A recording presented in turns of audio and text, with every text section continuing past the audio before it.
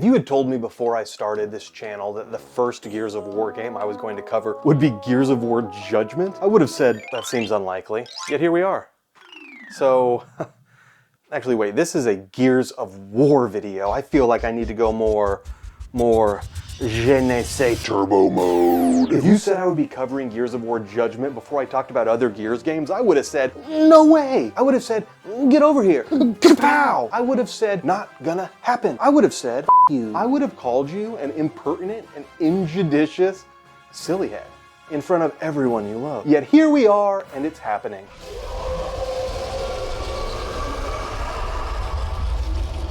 Gears of War Judgment arrived on Xbox 360 in early 2013, about 8 months before the Xbox One launched and only 18 months after Gears of War 3, the magnum opus of the original trilogy. Judgment is a prequel to the games that came before, and where the original Gears of War occurs 14 years after Emergence Day, Judgment takes place just several weeks after E-Day. Judgment is also the first time a studio other than Epic made a Gears of War game. This time the studio was People Can Fly, who were coming off of Bulletstorm, which I can now say is a much stronger showcase of the studio's talent than Judgment is. You see any way across? Yeah, I think I do.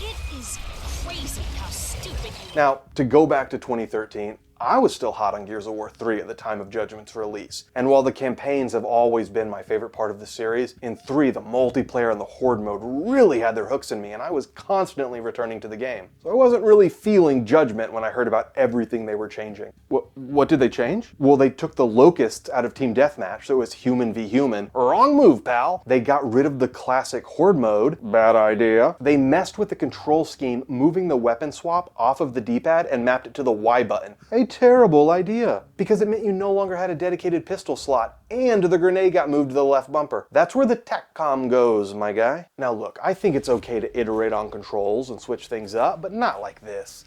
If you want to try something novel or unique or compelling, then okay, yes, I like new stuff as much as the next bozo.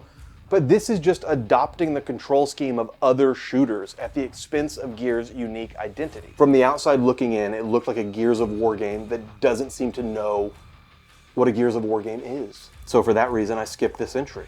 I said, no thank you, and I moved on. And didn't return to the series until Gears of War 4. I've played every other game in the series, including Gears Tactics, and most of them I've played through multiple times. You didn't finish Tactics. There were a lot of repetitive side missions. I just wanted to do the story. You didn't finish Tactics. I'm a huge fan of this series. Gears of War 3 is one of my favorite games of all time, and I am very excited for the upcoming Gears of War E-Day. But I've always avoided Judgment. And I love the rest of the series so much that I felt like I needed to knock it out, if only to spend a little more time in a game world I really dig. And it's a Gears of War game that doesn't seem to know what a Gears of War game is. I was right. The game isn't actively terrible or anything as far as games go. There's fun to be had here. It's just wildly mediocre when stood up against the rest of the franchise. Judgment is a good enough video game, but it is not a good enough Gears of War game. And I'm not going to touch on the multiplayer or co-op modes because, as I said, I didn't play this on release, and I don't really want to examine a multiplayer game years after its relevance has dwindled. So let's talk about the campaign and what's wrong with it. Firstly, a total lack of set pieces. Big or small, there is just nothing. What I've always loved about Gears of War is how it blends extremely arcadey action into a very cinematic game world and story. There are vehicular battles, giant monsters, you enter the belly of a worm, and all of that is missing here. You move from one fight to the next with nothing to break that up or wow you. Gears of War campaigns are meant to be roller coasters, and this is more like a mildly bumpy hayride. Secondly, the game traded carefully designed fight sequences for semi-random enemy spawns. Essentially, every fight is now a mini horde wave. If you die when you replay the sequence, you will get a fresh set of randomly chosen enemies to mob you. This might seem like a fresh idea on paper, but in practice, you'll lose the feeling of a curated experience designed to challenge and entertain you, and instead you get a watered-down version of a game mode they chose not to even include in this game. And I kind of get why. It would have been very obvious that the campaign was just horde mode with cutscenes. In the Gears games past and the Gears games future, relative to Judgment, the battles are experienced in a way that feels exciting and adds to the atmosphere. Enemies ambush you, they come out of the ground, they drop from the sky, they exist in the game in a way that fits the story. Here they exist as random cannon fodder, and their grouping makes little sense. In the other games, the chaos is choreographed, but in a way that feels good. It's nice to have intentional design in a game like this. So many fights in Judgment just feel like filler. On top of that, adding in a score system and scorecard that trigger after pretty much every fight just further cements how removed this game feels from the immersive and atmospheric storytelling the Gears of War games are normally so accomplished at. I don't mind an arcade mode, but I don't want it at the expense of a proper campaign. In my opinion, this sort of thing is best reserved for subsequent playthroughs. Thirdly, the story is very bland, and it feels like a series of and then events. The plot doesn't ever thicken. The framing device used is clever enough, if a little tropey. Kilo Squad is explaining their actions at a hastily assembled court-martial, but it's not really used to full effect. Since you get to hear the testimony of all 4 members, it would have been interesting to see them contradict one another, or reveal surprising twists, or meaningfully lie. Instead, it's just used as a gameplay mechanic where you have the option to play the missions in alternative ways called declassified missions. And some of these alternates are very cool, like playing in the dark, or in reduced visibility, or with limited weaponry, like long shots and Boltox only.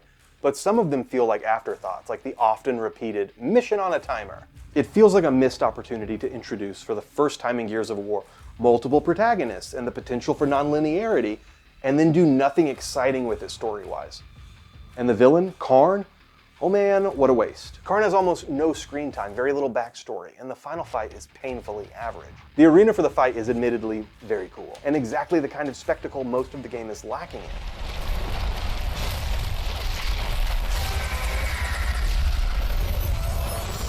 But the mechanics of the battle are extremely straightforward. This feels like an end of Act 1 type of fight, and not the end of the game. When I finished the game, I thought, man, I guess People Can Fly just didn't have the juice to make a Gears of War. They didn't seem to get what made it special. And then I played the Aftermath campaign. This is locked behind the score system in the main campaign. It's easy enough to get the required number of stars to unlock it, or at least it was on hardcore, which is how I like to play Gears of War, especially solo. But still, why was this mode locked away when it's so much better than the main campaign? Aftermath is a very short experience. It took me about an hour, and it takes place concurrently with Gears of War 3. In the campaign of that third game, Marcus sends Cole and Baird on a mission that occurs off-screen. Aftermath is that mission. The control scheme remains the same as Judgment, with weapon swap on Y, which I still cannot get used to.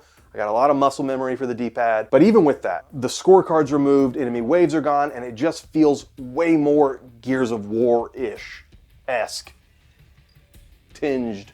This is a properly curated Gears experience. The level design and enemy encounters in Aftermath are varied, thoughtful, and they fit the story being told like a glove. We have set pieces again, baby. Playing through Judgment to get to Aftermath was like eating a cold fast food burger just so you can get a few bites of steak afterwards. I like when developers try new things, especially in a prequel like this, but it just didn't land for me, and I think part of the reason for that is because of how much of Gears of War's identity they had to cast aside in order to achieve this. Trading Gears' cinematic curation of action for a lesser version of Horde Waves is not a worthwhile trade-off. I'm glad I played through it, primarily to have experienced Aftermath and just to soak up a bit more Gears of War vibes and lore, but this is a game only worth playing if you are already a major fan and want some more Gears world building.